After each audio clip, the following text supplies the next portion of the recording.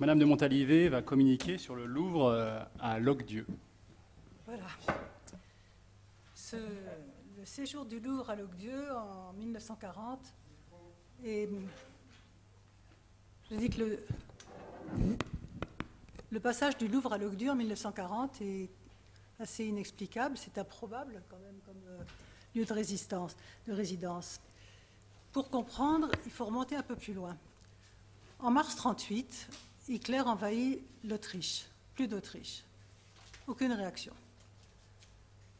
Un peu plus tard, il menace d'envahir, d'anéantir même la Tchécoslovaquie. Toujours pas de réaction, mais quand même la crainte d'une guerre et l'horreur dans toutes les mémoires de la guerre de 14 fait que, en France,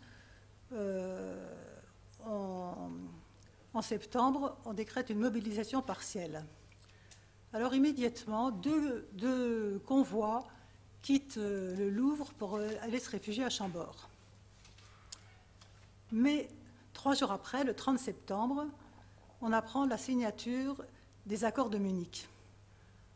Soulagement général, la guerre est évitée, donc voilà, le Louvre revient au Louvre.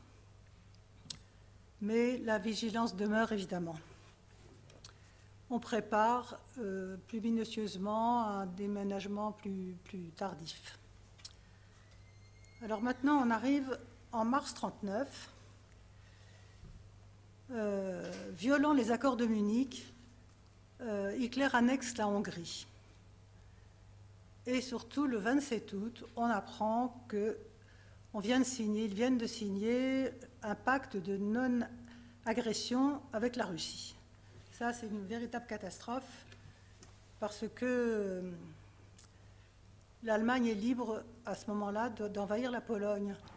Et les Anglais et les Français avaient conclu un accord comme quoi ils s'engageaient à sauvegarder les frontières polonaises. Du coup, l'Allemagne et la France sont conduites à rentrer en guerre. Alors, Jaugeard décide de faire partir tout ce qui est possible de faire partir du Louvre en direction de Chambord. Alors, je ne sais pas si vous savez qui est Jaugeard. C'est celui qu'on a appelé par la suite le sauveteur du Louvre.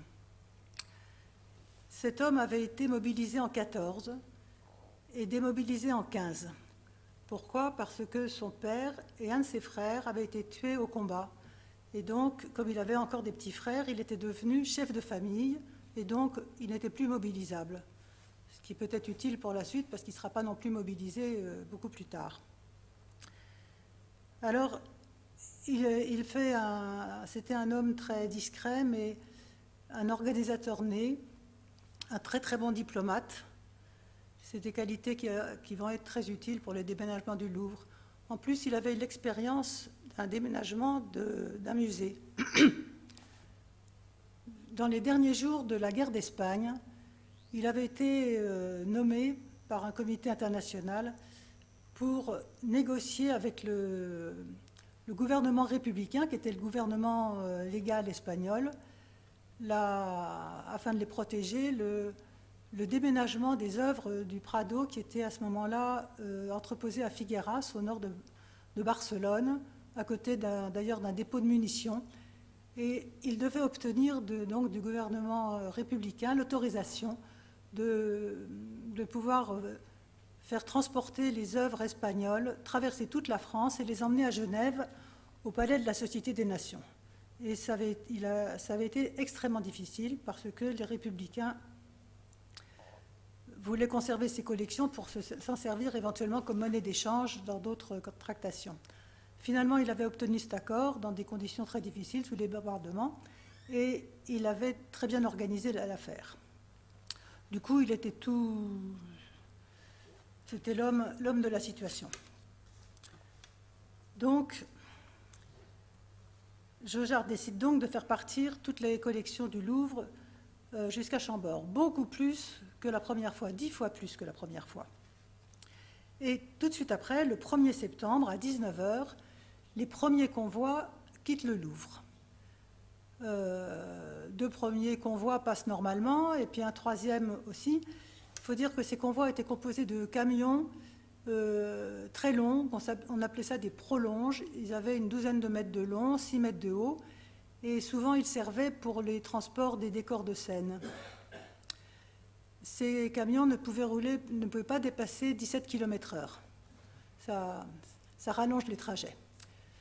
Les gardiens n'avaient jamais conduit, les conducteurs n'avaient jamais conduit la nuit tout feu éteint, donc ils étaient assez inquiets de le faire.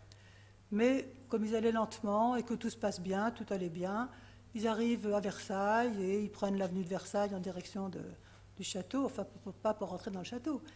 Et puis subitement, un grand bruit, des gerbes d'étincelles, et la ville plongée dans le noir. Angoisse générale, vous pouvez imaginer, les gens se disent, c'est la guerre. Alors, ils sortent pour regarder ce dont il s'agit. En fait, un des camions transportait le radeau de la Méduse, qui est un immense tableau très haut.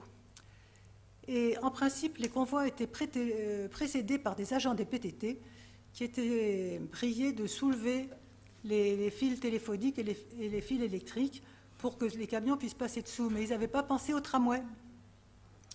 Or, le haut de la caisse qui transportait le radeau de la Méduse a heurté les fils, d'où la panne.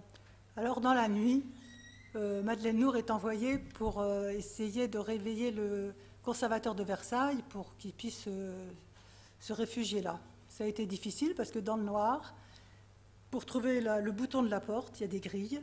Et pour savoir sur quelle grille c'était, il a fallu qu'elle, dans la nuit, elle se promène jusqu'à ce qu'elle tombe sur le bon bouton. À force de sonner, le conservateur se réveille, il arrive en tenue de nuit, il accueille tout le monde et on va entreposer le radeau de la Méduse dans l'orangerie de Versailles. Heureusement, la caisse était abîmée, mais le tableau était intact. Alors il passe le reste, un bout de la nuit, à regarder minutieusement le trajet pour choisir le trajet optimal. Et puis le lendemain matin, ils repartent en direction de Chambord. Ces convois comportaient environ 5 à 8 camions et ils se succédaient les uns les autres. Donc le lendemain, ils repartent. Mais un peu plus tard, de toute façon, on s'arrêtait souvent pour voir si tout allait bien, si les sangles étaient bien serrées, etc., et s'il ne manquait personne. Donc on compte, on recompte, et puis on s'aperçoit qu'il y a quand même un camion qui manque. On dit, qu'est-ce que c'est que ça? C'était le camion qui transportait tous les bateaux. Alors, en fait, on envoie quelqu'un qui le retrouve. Le camion s'était arrêté au bord de la Loire, et ce qui s'était passé, c'est qu'une bicyclette dans le noir s'était glissée entre deux camions, et le camionneur, eh bien, il avait suivi le feu rouge de la bicyclette pensant suivre un camion. Et puis, tout d'un coup, il s'est aperçu que ce n'était pas ça, et donc il s'était arrêté, et c'est pour ça qu'on a pu le retrouver. Enfin, tout ça, ça fait 3 heures de retard, et voilà. Et donc, ils arrivent le 3 septembre. Non, mais le 3 septembre, il y a la déclaration de guerre. Et donc, pendant ce temps-là, tous les tableaux, toutes les choses qui étaient rangées à Chambord, on avait décidé de ne pas les laisser à Chambord parce que c'était trop visible et de les répartir dans différents châteaux, un peu plus loin d'ailleurs, dans la Sarthe ou dans l'Orne. Et par exemple, la plupart des tableaux du Louvre étaient au château de Louvigny, quelques-uns étaient à Cherpérine.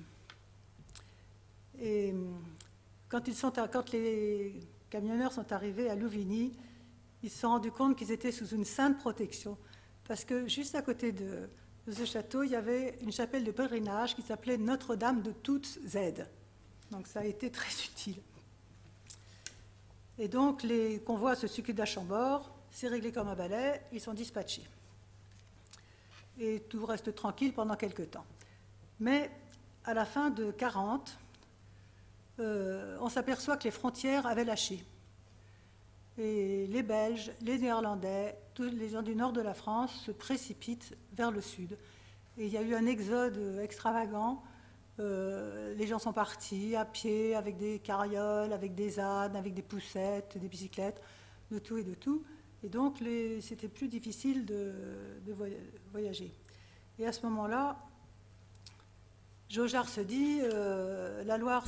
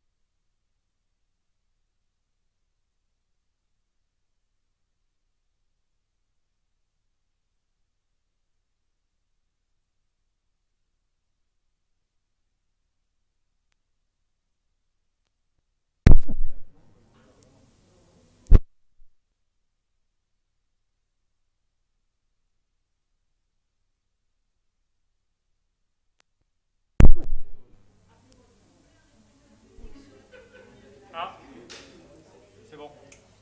C'est bon? Ouais, c'est bon. Donc, Jaugeard prend la décision d'expédier tout le monde jusqu'à Locdieu. C'est là que... Donc, tout le monde part pour Locdieu, à la grâce de Dieu et de Notre-Dame de toute aide. Mais, 5 km plus loin, catastrophe. Le camion qui transportait les réserves d'essence tombe en panne. On fait des réparations. Ah oui, j'avais oublié de dire que Jaugeard, prudent, avait fait envoyer pour les conducteurs de ces convois 5 pistolets.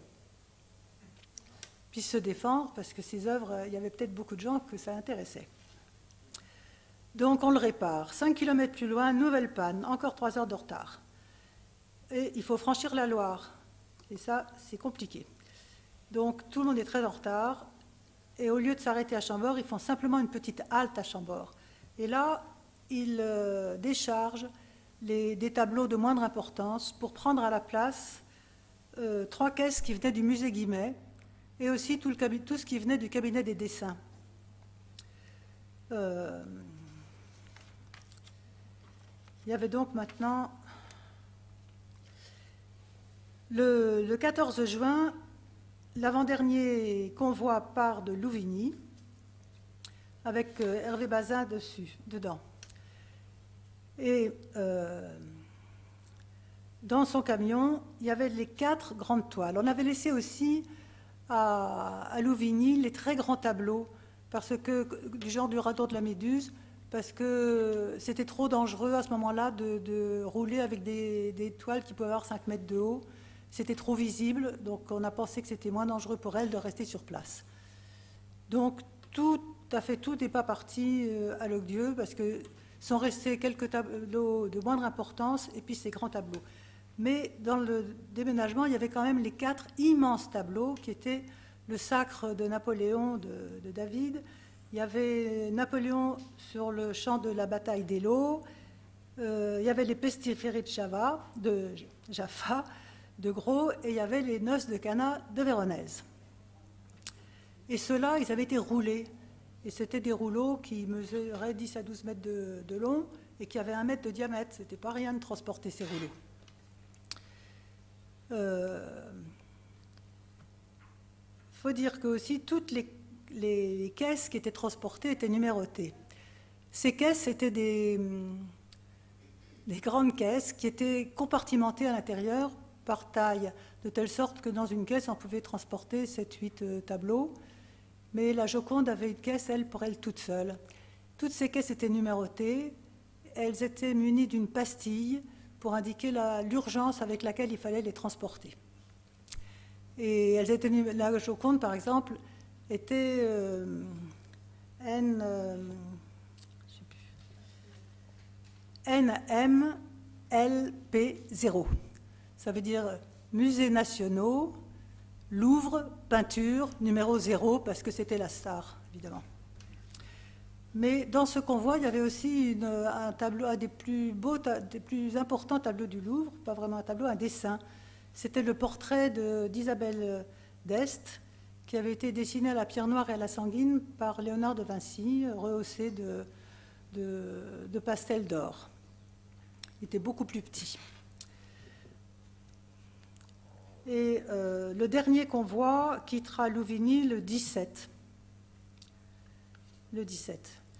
Pour arriver à Locdieu, tous les camions mettaient 3 jours, 4 jours avec leur vitesse comme ça. Ils avaient de la difficulté pour se nourrir aussi en chemin, c'était compliqué. Ils étaient à rude épreuve et le dernier convoi donnait tellement de signes de fatigue que les gens pensaient qu'ils n'auraient pas fait quelques kilomètres de plus. L'inventaire fait par Bazin à l'arrivée, s'il a pu faire vraiment un inventaire, c'était...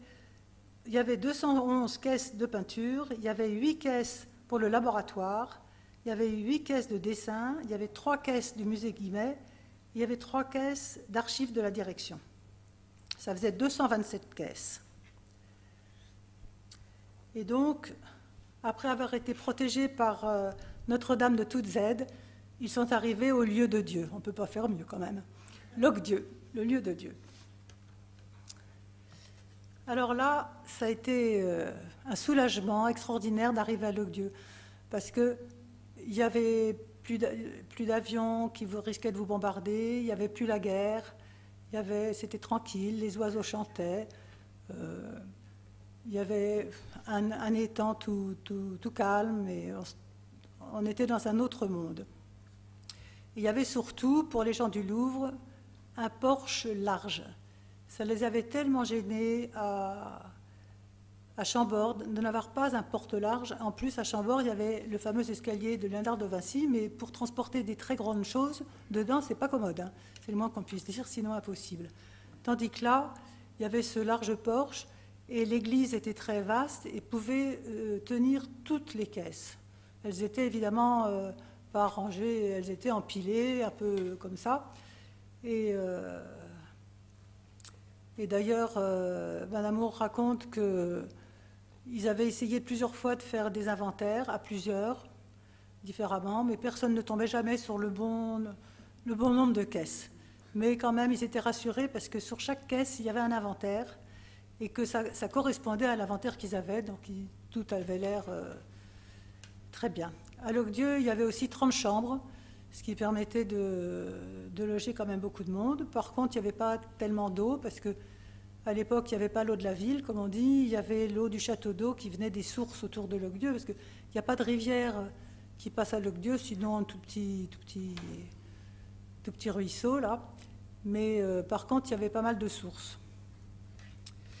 Donc, à Locdieu, ils ont pu coucher dans Locdieu tout l'état-major, et puis quelques gardiens et quelques brigadiers.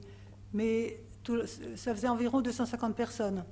Et les autres ont été logés dans 2 villages des environs, Mémère et Vaillourle, tant bien que mal, mais voilà. Donc, ils étaient heureux parce qu'ils espéraient pouvoir faire des grandes promenades et quelques chasses pour alimenter l'ordinaire. Une des grandes difficultés qu'ils ont eu à affronter, c'était comment se nourrir. Se nourrir en pleine guerre, c'était vraiment difficile. Et le premier adjoint de Villefranche, M. Lagarde, a raconté dans ses mémoires aussi qu'il les avait aidés dans la mesure du possible et les conservateurs en étaient très, très reconnaissants.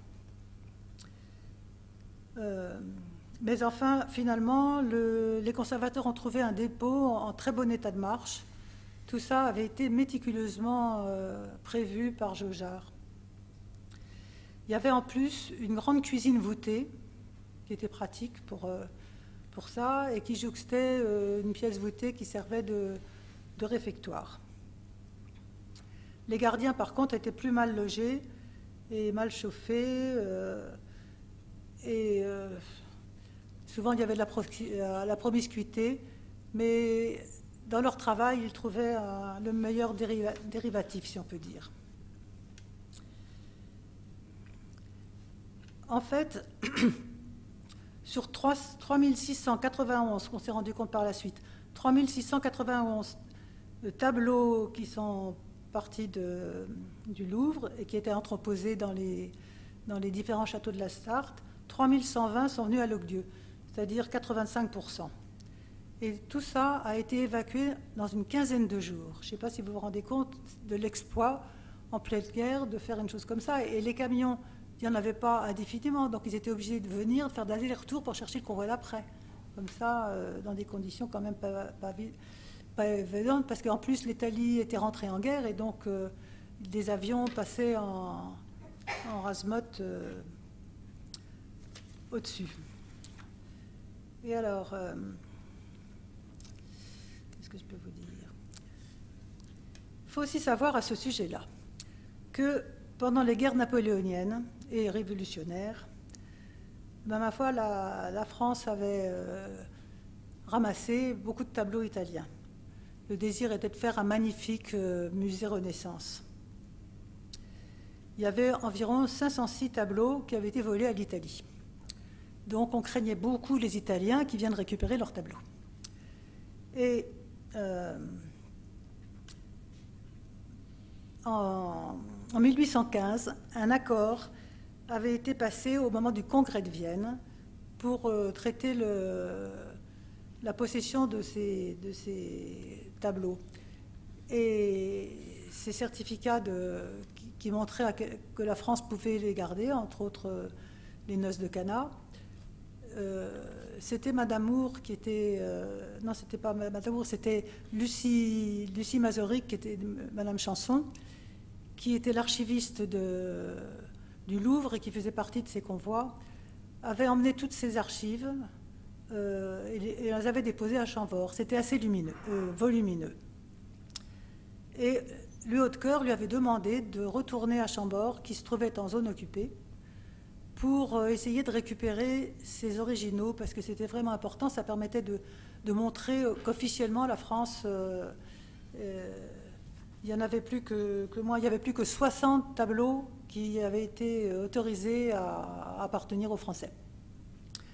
Mais arrivée à Chambord, elle s'est aperçue que c'était impossible de ramener ces archives parce que ce serait visible et qu'elle se ferait arrêter, que ce serait catastrophique. Parce que, alors, pendant 2 jours et 2 nuits, elle a recopié tout ce qu'elle pouvait recopier concernant ces 60 tableaux.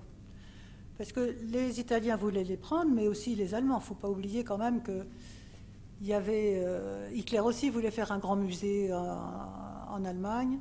Et puis il y avait beaucoup de gens qui voulaient se servir eux-mêmes, du genre Göring et autres. Donc beaucoup de gens convoitaient ces tableaux. Et donc de perdre les certificats, c'était une catastrophe. Alors, ne pouvant pas les transporter, après les avoir recopiés, elle les a glissés dans différentes pages d'archives, complètement dispersées, disant avec personne pourra les trouver, mais elle se souvenait où est-ce qu'elle les avait mises. Et en fait, Vichy était plutôt d'accord, était un peu contre ce genre de choses, il faut dire ce qui est.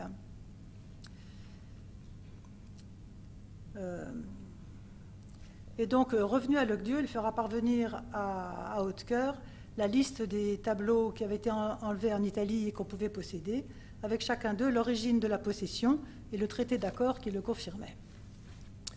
Donc l'été se passait tranquille, comme ça.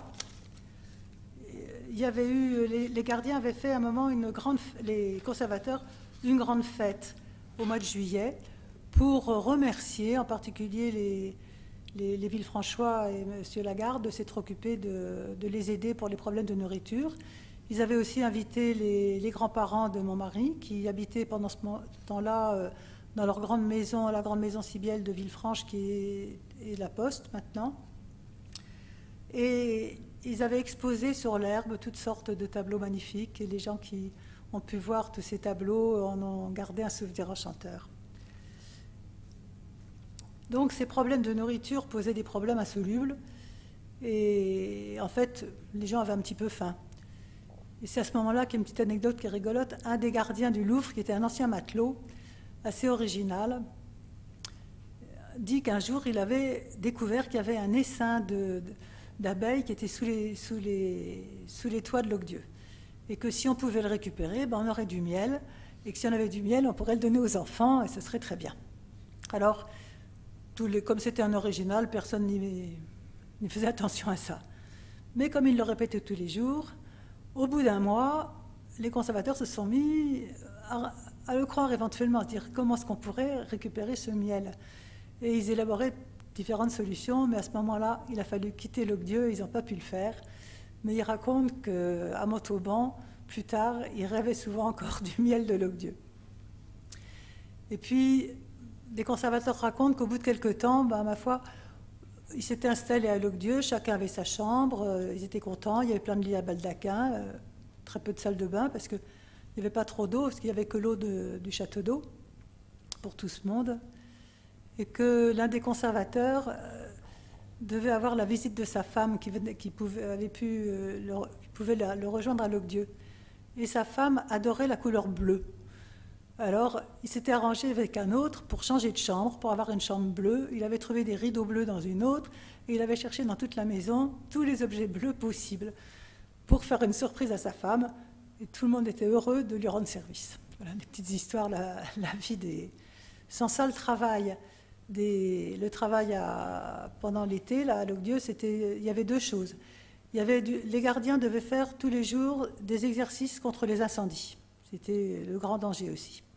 C'est pour ça qu'on voit par-ci par-là des photos des camions contre l'église. Ils prenaient l'eau dans le lac qui était à côté avec des grands jets Et puis alors, l'autre travail, c'était toujours les inventaires et surtout la surveillance des tableaux. Puisqu'il y avait le laboratoire avec eux, ils pouvaient faire des réparations éventuelles sur les tableaux. Et malheureusement, un jour, en fin d'août, en faisant ça, ils ont découvert qu'une des caisses avait des grandes traces d'humidité. Donc elle était empoisonnée dans l'église. D'ailleurs, si vous venez à l'Oc-Dieu l'été, vous verrez qu'encore maintenant, il y a des traces d'humidité sur le sol, parce que c'était quand même marécageux par là. Les abbayes cisterciennes sont toujours dans des creux, normalement, hein. Donc c'est plus humide qu'ailleurs. Même si l'église est un peu plus haute. Alors à ce moment-là, ils ont évoqué plusieurs solutions, installer du chauffage, mais c'était impossible vu la taille, puis ils n'ont rien trouvé d'autre. Donc ils ont dit, les œuvres sont en danger, il faut absolument partir. Et c'est à ce moment-là que, tout à fait dans les derniers jours d'août et les premiers jours de septembre, ils sont partis sur Montauban. Pourquoi ? Parce que le chef de l'atelier du laboratoire était de Montauban et a dit, mais il y a le musée Ingres à Montauban qui est grand, pourra très bien accueillir le Louvre. Le musée Ingres était tout près d'un pont. Les ponts, c'est dangereux pendant les guerres, mais tout le monde, ils essayaient de prévenir. Enfin bon. Finalement, ils l'ont fait, ils ont été très contents.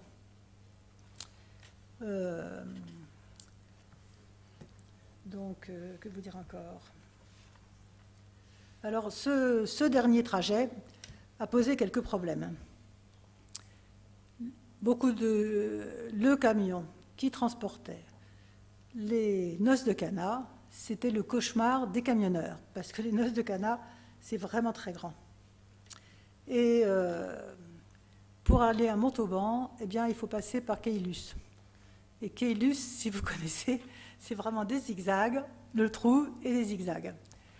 Eh bien, tout d'un coup, il y a eu de la fumée, on a craint que le camion ne prenne feu, les freins chauffaient là-dedans. Donc, c'était, je crois, le dernier camion, le dernier convoi qui partait pour Montauban. Alors, il y avait encore Lucie Chanson qui était restée à l'Oc-Dieu pour fermer, et ils l'ont téléphoné, alors elle était très inquiète. On lui a dit de ne pas s'inquiéter, de rien du tout, qu'il y aurait un peu de retard simplement. Et une fois le camion réparé, tout le monde a pu partir et ils se sont installés à l'Oc-Dieu. Voilà tout ce que je peux vous raconter sur ce sujet. Merci beaucoup, Marie-Hélène. Vraiment.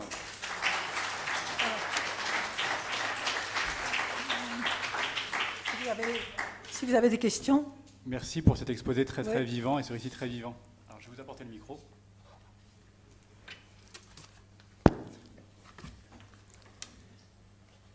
Pendant qu'on cherche le micro, je peux vous raconter que l'électricité a été mise à Locdieu en 1905. Il y avait à Locdieu une espèce de machine pour fabriquer de l'électricité. Donc à Locdieu, on vivait en autarcie finalement.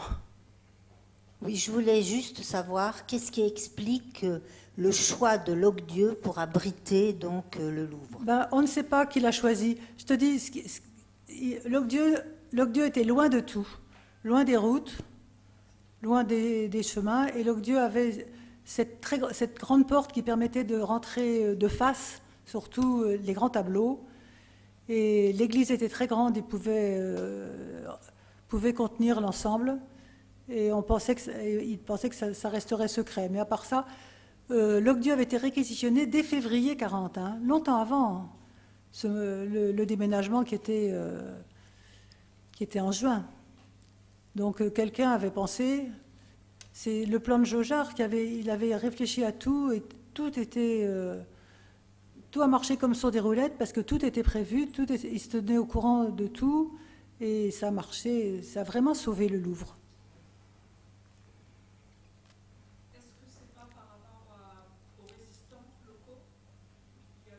Non, aucun rapport. Aucun rapport. Mais il fallait que ça reste secret en plus. Oui. Je crois pas. Je crois pas.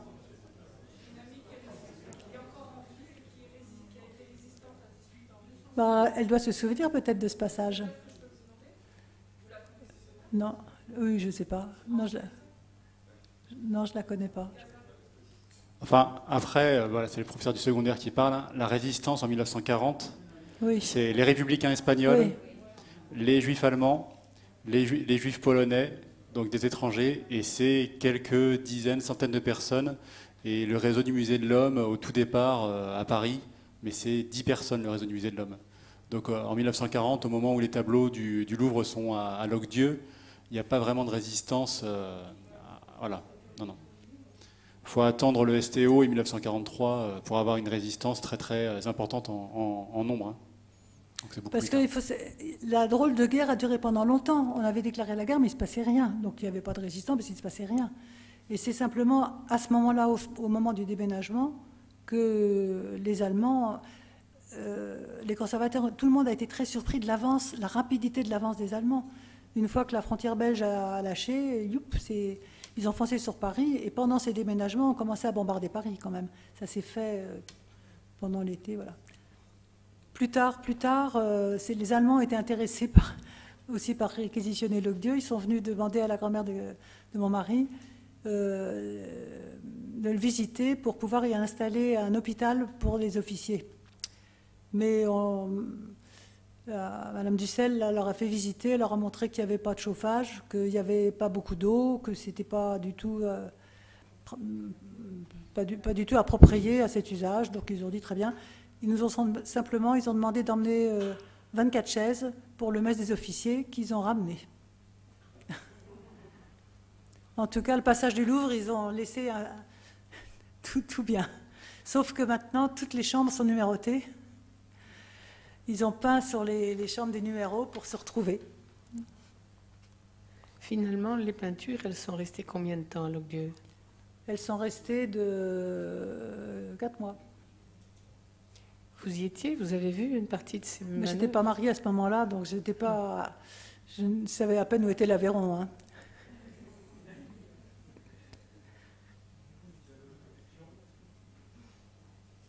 Merci encore Marie-Hélène pour ce